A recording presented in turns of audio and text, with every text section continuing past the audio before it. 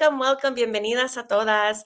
We are so happy that you are here with us, like we said, on this first Substack Live for her wisdom era and for 4050 too. And we want to take a second to say that all of you, these mujeres, women showing up right here in this chat, on this live right now, are exactly the reason we built this space. ¿No es así, Cristi? Absolutamente.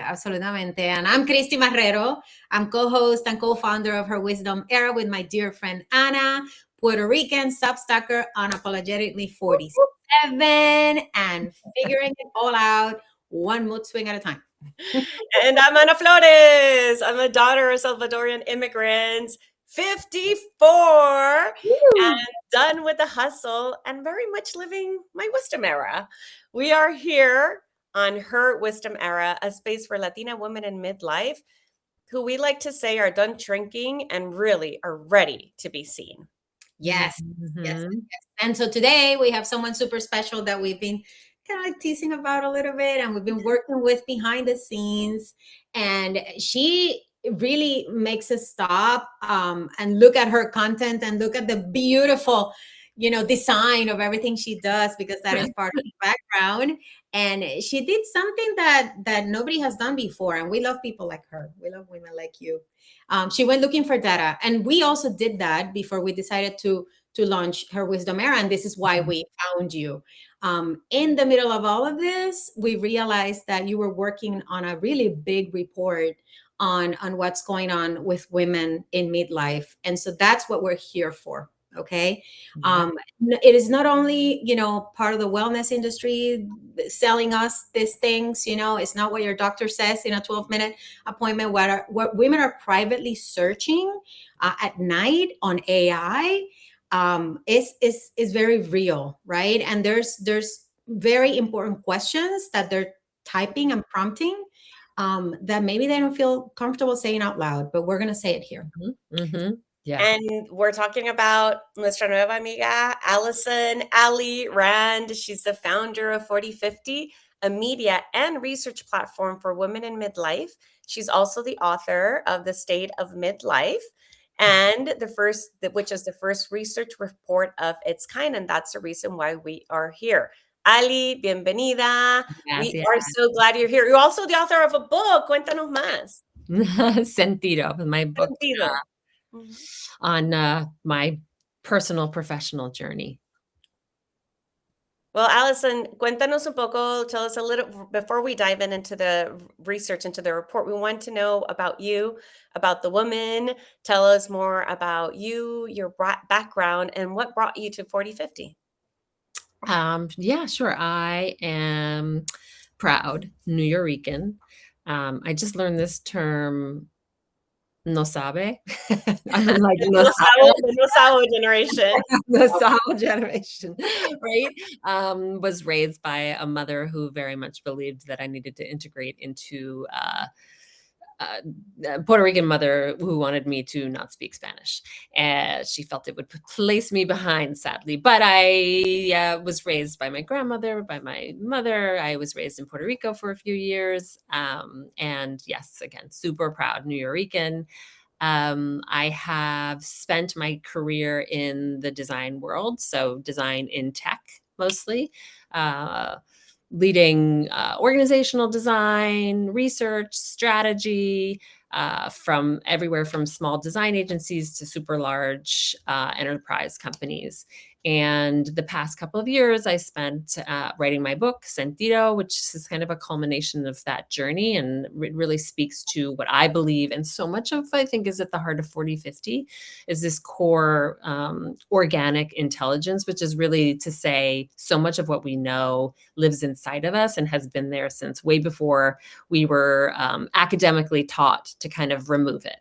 So what brought me to 4050 was, I guess it was in 2020, in the middle of the pandemic. My childhood friend, one of my best friends, and and all of our friends that grew up together, were just gathering in this Marco Polo app that I think a lot of people were using, just connecting and talking about what was happening in our lives. But we all collectively started to realize that it was more than COVID.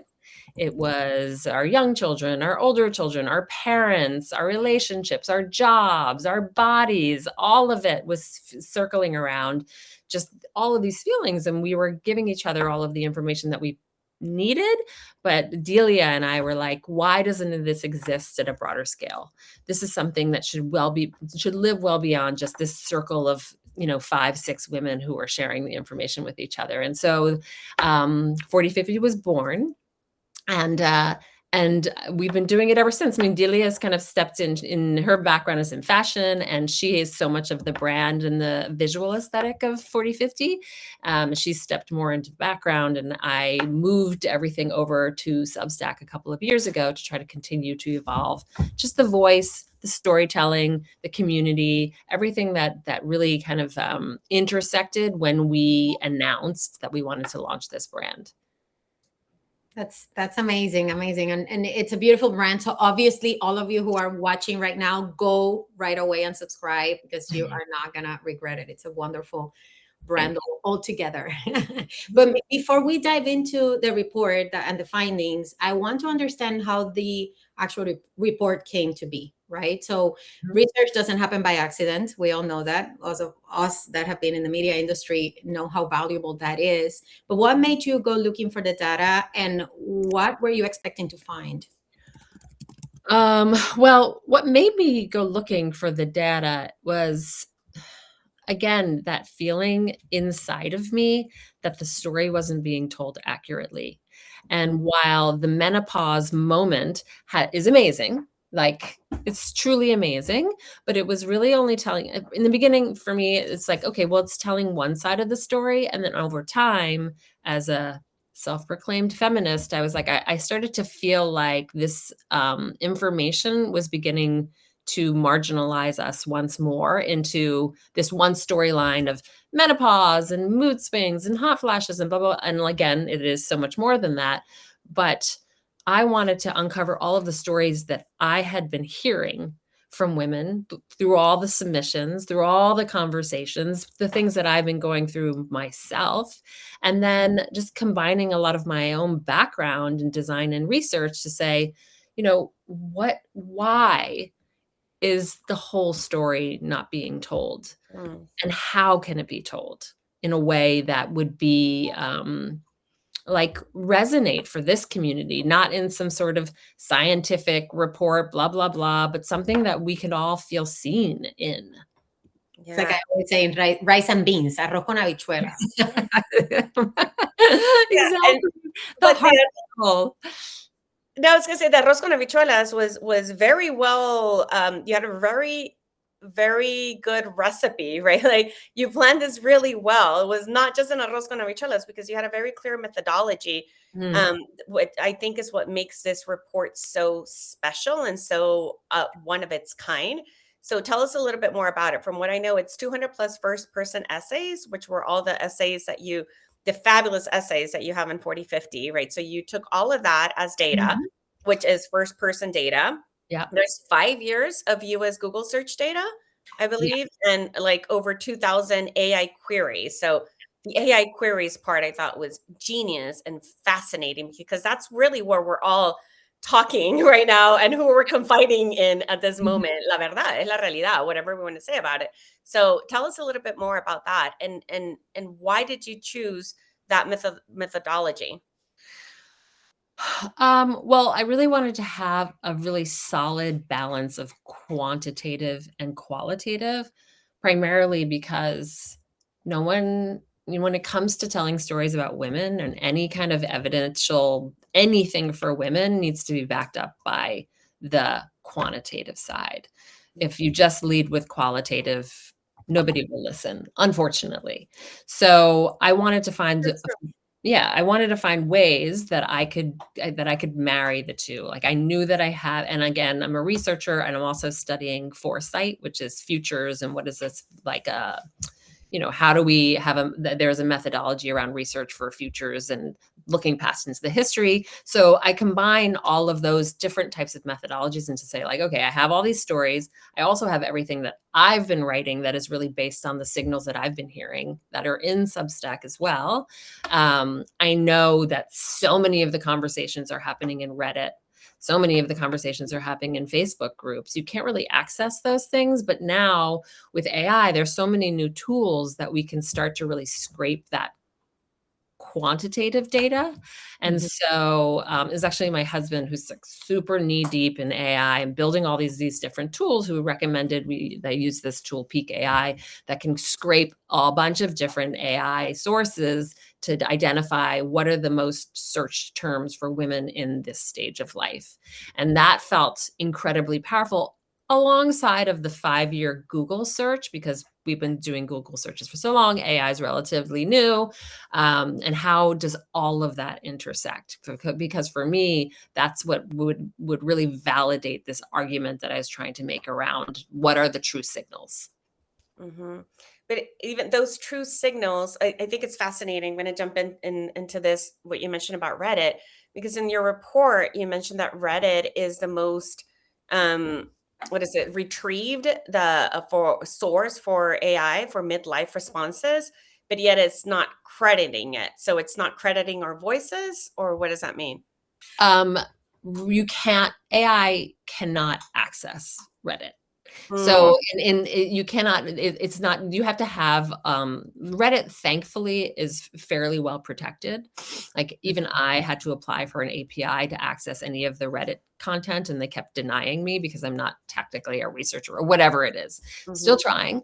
But so it's those conversations are private. And, when you join Reddit, you get some random username. You can't really identify who's what or whatever. And that's the whole purpose of Reddit, which is great. But on a surface level, AI can see that there are movements around these conversations. It can identify and say, like, these conversations are happening in Reddit, but it can't extract the content. And there is a lot of good reasoning for that, because there's the liabilities and legality around saying AI is going to pull from conversations that women are having and then offer it up to another woman to say, you should do this thing. So instead they have to lean on what is the most confirmed source. But it's not the true, it's like going to the doctor and saying, I'm having this symptom. And then they go through their, list of questions and they tell you nothing's wrong with you. So it's kind of the same thing, Yep. Yeah. I'm gonna do one more, Christy, before throwing out, because I want to follow this train of thought to tell people where we're going, because we're getting super geeky in here, but there's a reason why. There's a reason why we're getting geeky, because at the end of the day, we are depending a lot on these searches and on AI and on technology to really define, right? Not that we are defining it, but the rest, the global majority, right, is defining a lot of who we are based on these search results. So this is really, we're getting into this because it is baffling. And at the same time, it feels obvious that your research tested 32 questions that women in midlife are actually asking AI. And you did that through ChatGPT, Perplexity, Google. And what you found is that across nearly, I think, over 2,400 responses, AI has essentially medicalized midlife. Yes. Which means that body and physical health dominated those answers, while identity shifts ranked 6. And we're talking about this because the major finding in your report is that midlife is not a crisis, right? Or like not a crisis, which is how it's being defined, but it's really an identity shift. And this is what I feel lands with all of us and where we feel heard. But your search data tells the opposite story, right? That women are asking who they are becoming before they ever ask what's happening to our bodies. Yeah. So, okay, walk us through that gap, and because it matters, and I hope everybody's following here. So what were those? There was those main 4 questions or prompts that women were typing, when we're doing what we're doing at midnight in bed, right? Yeah, just and what are the questions that you found that AI simply could not answer? Well, I have, what is happening to my identity in midlife, as you said. Why don't I care about the things I used to care about? Why do I feel like a different person? I'm not unhappy, but I'm not fulfilled. What is this? I want to pause for a second. All of you joining us, did any of these questions feel like something you have been asking yourself? Just comment. Let us know. Raise a hand. I'm not allowed to comment. All of the above. Oh my God. Yes. I will say, there is such a, it's, and I'm sure you both can identify with, there's a self-serving point in some of this reporting, is because so many, as it says in the report, like, I am a person solidly in this space, experiencing this. And a lot of my curiosity and desire is, and of course, everybody I talk to, I get a lot of the echoing of the same sentiments, but is also to say, like, I feel alone. Often, even when we sit there and we talk to each other, when you're up late at night, talking to Claude, you feel lonely.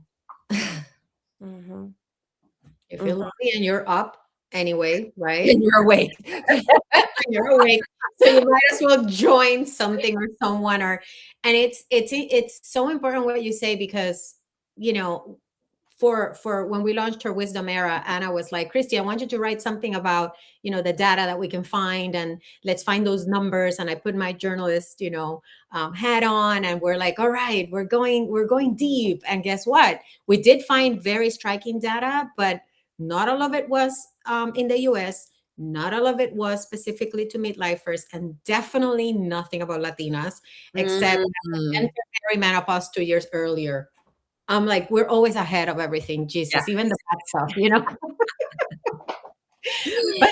but it's and then I ended up writing this article, and you can go check it out if you haven't. Latinas in Midlife own the numbers. And even writing the headline, I was thinking, I want it to be positive. We want to be optimistic. We want to celebrate this stage in life, and there's $1.8 billion that are being left on the table because Latinas and women in midlife are actually leaving the workforce because of the symptoms of the menopause and whatever happens in this stage in life. Career, caregiving, it's crazy. We spend over 30 hours a week taking care of somebody else in our family, their children and parents most of the time. So we're las sandwicheras in the middle of that sandwich. And this is all unpaid work, unsupported by our employers most of the times, So what does the data that you found show about the pressure that women in this stage are facing, right? And beyond what anyone is saying publicly, like any findings in particular that you were like, yes, this makes so much sense? I think that the thing that surprised me the most is mental health. Surprised me and didn't surprise me. Because a lot of the questions, when you think about them, those questions are really getting to the heart of feeling like something's wrong with you, and that's one side of the coin. And the other side of the coin, which is kind of beautiful, is we stop caring as much about like the societal pressures of what people think of us. So there's just like, whatever, like, I'm done with that. I'm done with the hustle. I'm done with like all of the stuff. Right. But yet I have to show up for all of these people. So we're like, all of those things are compounding around mental health, starting to just feel like more real. And still having to balance it all. So it's, and they're kind of in contradiction in some ways with each other. So that makes it even more difficult, but I like to I sort of visualize it as this, circle of one feeding the other, but the empowerment piece around like, I just, I'm trying to figure out who I am now. Is that, I think, part can be difficult and exciting. So, so I think that those are the pieces that, a lot of it, like I said, it surprised me and didn't surprise me. Right. But I guess what surprises me, continues to surprise me, and also doesn't surprise me, but just disappoints me so much, is how little is invested. All this money on the table, to your point, and how little is invested. And even in the process of building 4050, we came up with all these different ideas. Are we going to productize it? This and that. Like, nobody was interested in a platform play. No one was interested in supporting this kind of community. Everybody just wanted us to have some sort of product they could sell to a woman, which to me feels really predatory. And because they're not scientifically backed, any of them. So if we had said, yeah, we'll make some supplements, then we probably could have gotten some money.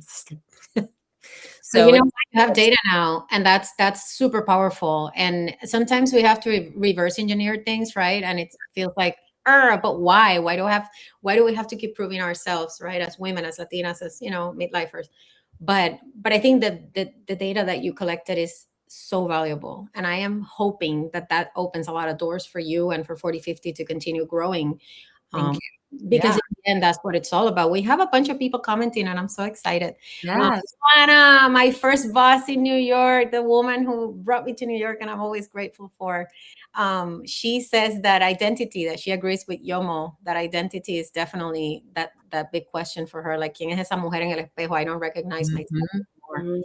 And me and Anna are always talking about visibility here and working through it, as we launch this platform. How do you all feel about this? Because becoming invisible at this stage is so common, right? And it's when we have the most wisdom and the most things to share, but we don't feel good. So we just, That's the thing about community and about platforms like what 4050, what Alison has built and this research, and obviously what we're trying to create here at Her Wisdom Era, and all of you coming here, because one thing is feeling lonely and not feeling seen when we're typing into a Claude or ChatGPT or Google, whatever, late at night, trying to get answers and not seeing them, or talking to friends and everybody being like, I feel this, but we still feel like somos las raras, right? And having these conversations, we realize that we're not alone. And like Ali, you were saying that so much of what you found was surprising and not. It's because we know this because we're the ones living it. Right. All we need, it's like once we see the bullet point and we're like, oh yeah, of course, that is real to me. And I've been trying to say that, but I had nothing to back it up. And I know that that is really important. One of those findings, and one of the things that you really talk about in the report that was so striking to me, and I had Christy can back me up because she's heard me saying this for a few months now, that the more we get into all of this information and research about midlife and talking to other women, I was like, shit, when I'm 54, right? So when I got divorced, I was 44.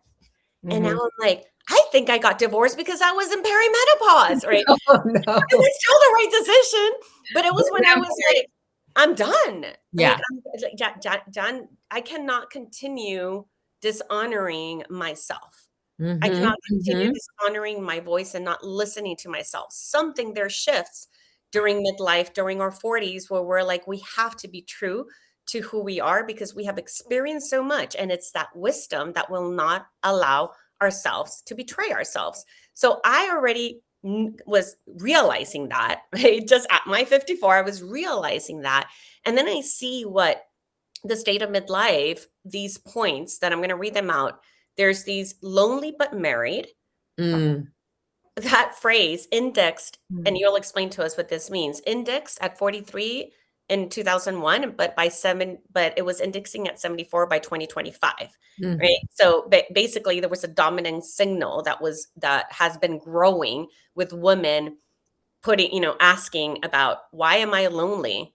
Why am I feeling lonely while I'm still married? And that phrase actually outpaced, should I leave my marriage, and outpaced divorce after 45, which means that in a way, and I think you say that in the report, women are taking action, what the data that they're learning about their mental health and their bodies, but work not yet. We're taking more action, right? And relationships.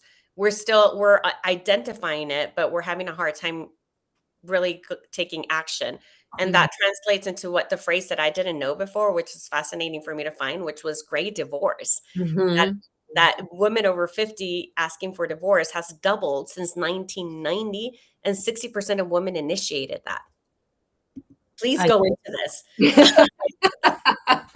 I mean, I think you've said it. So much of it is this that's the recognition of like, this isn't working for me. And, you know, I'm lonely in this relationship, and, you know, there's so many things that maybe I've changed, maybe we haven't changed together. And, you know, it's complicated. Obviously, you could slice it in 1,000 different ways, but I think so much at the heart of it is this. I think it's in this zeitgeist as well of having these conversations in the whisper network or whatever they might be. I know it's certainly happening in my friend groups of women starting to separate, get divorced. Is that feeling like, I don't want to put up with this bullshit anymore. And like, yeah, he's not a bad guy, but like, I don't want him to be my guy or whatever, or my gal, you know? And, you know, a sense of empowerment if you're lucky enough to be able to stand on your own 2 feet.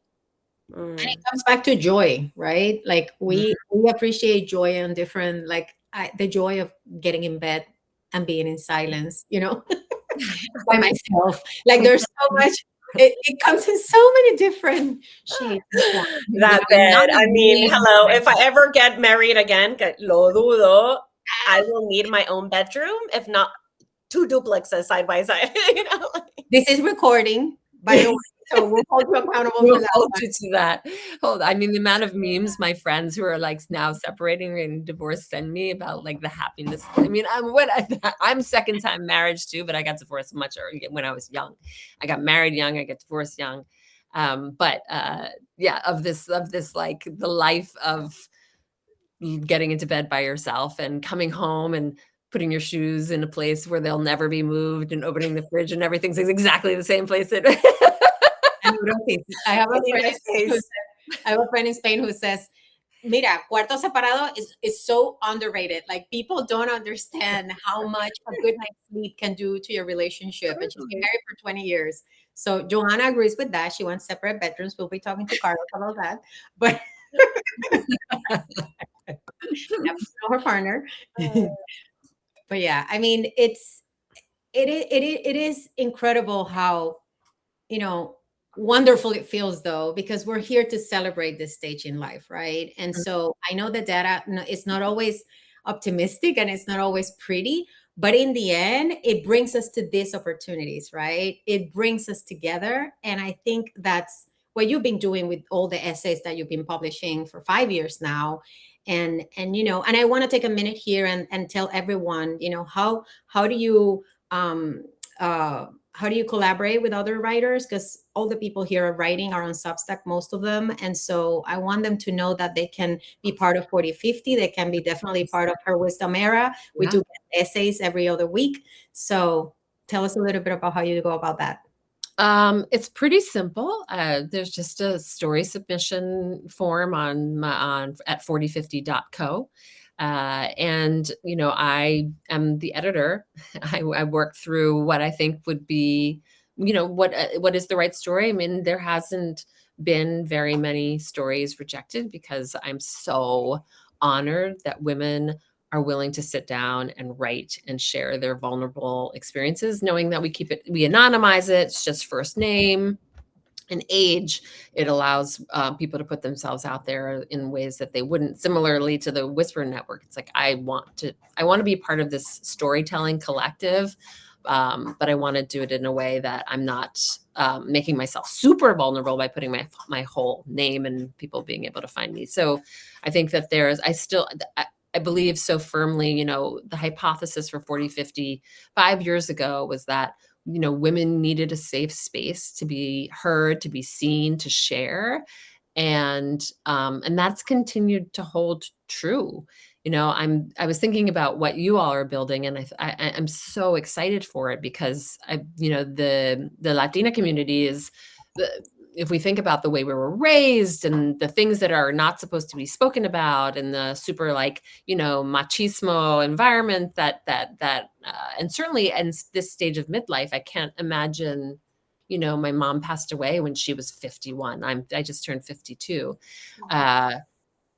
And I, you know, like, I can't imagine in so many ways, the ways she was always like, don't tell anybody you're Puerto Rican. Don't tell anybody this, like, you got to stay quiet, but just, you know, all of the things. And I was always like, what? I was the problem, like out saying no all the time. And so now I feel like I'm saying no through 40/50 and through this Latina community, that you should feel empowered. We should feel more empowered to be able to use our voice. And I think that that's what I'm like, what we're all driving towards. So much of what I've been driving towards is if I can just get one woman to go to a doctor's appointment through the doctor's guides that she didn't think about doing. So that was a big part of it. We built these sort of like the basics of the 10 questions you should go and ask your doctor, and all of the different doctors you should be seeing at this stage of midlife. Here, we'll keep it simple for you. It's on your phone. You can just say, ask, because they're not going to tell you if you don't ask. And the whole point is every woman, I hope, if even just one, but I hope many can feel like they should expect more from across the board. We deserve more, and we should expect more from your relationships to your doctor, your personal relationships to your professional, to your medical. Yeah. Totally. You're not going crazy. You're not alone. Or if you're going crazy, let's go crazy together. It's more fun. True. We're not going to judge you, okay? We go crazy sometimes. It's good. We like crazy. I just had this beautiful, I bought this calendar. I don't know if you know that We the Urban company, whatever they are, brand, love them so much. But I bought their daily calendar, like this thing that you like pull off every day. And today's, which I love so much, is a season of stagnancy due to mental health is not the end of you. Keep holding on to hope. And so I feel like it's really relevant for this conversation. That is beautiful. That's a pull-out quote right there. Yeah. On the essay. Well, Anna, I don't know, you have more questions for Ali? I want to be respectful of everybody's time. So yeah, actually, more than anything, it is to know how we can continue to support you. I mean, I know that you shared about that, we can share our voices on the stories on 40/50, and we're putting in the link for that. I also put the link for your doctor guides, because it's just so generous of you to do that. It's just such an easy share, and yet so impactful and so helpful, because we know that we're not getting the resources and the help that we need via the medical system in the United States. Mm-hmm. We're not. Let's be very real about that. And that these are the type of conversations that we need to be having with each other to support each other when we're going into doctor's appointments, and understanding what it is that we need to be advocating for ourselves for. And don't ask AI, because it is not being resourced in the right way. So that's why the Whisper Network is important. So our chats are open, your chat, our chat, it's open, so that we can have all of these conversations. But really, how can we support you, and how can we support the work that you're doing? I mean, you already are. This is amazing. When you reached out to me on Instagram, I was so excited, because I've been following you for a long time.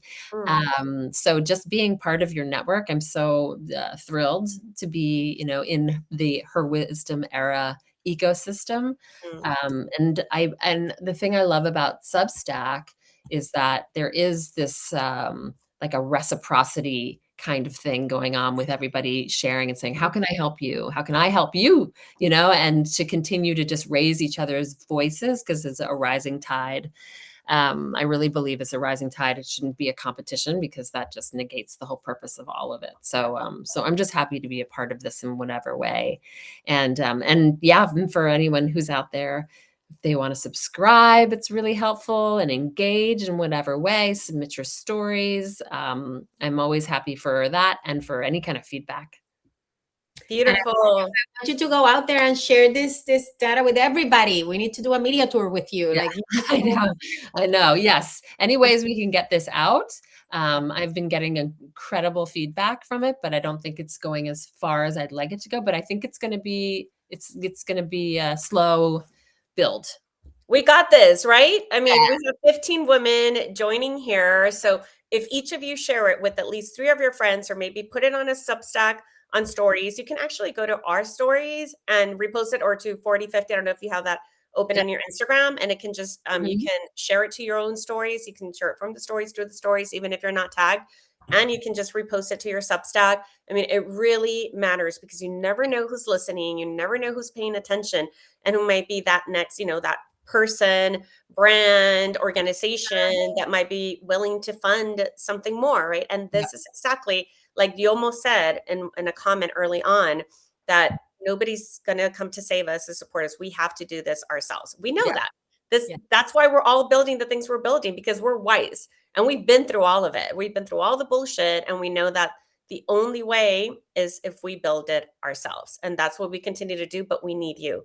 This has to be done together, and this is really important work. So I want to thank all of you for showing up, because just showing up already means so much to us. This recording is going to be on our page. I believe it's also going to be on 4050. So feel free to share this with your friends too. Invite people to subscribe, because we're just getting started. Yeah. And that this data belongs to us. This is our story. Let us tell our story. This is what I love so much about your report. So thank you so much, Ali. Thank you. Thank you both. Thank you all. Hasta luego. We'll see you soon. Ciao.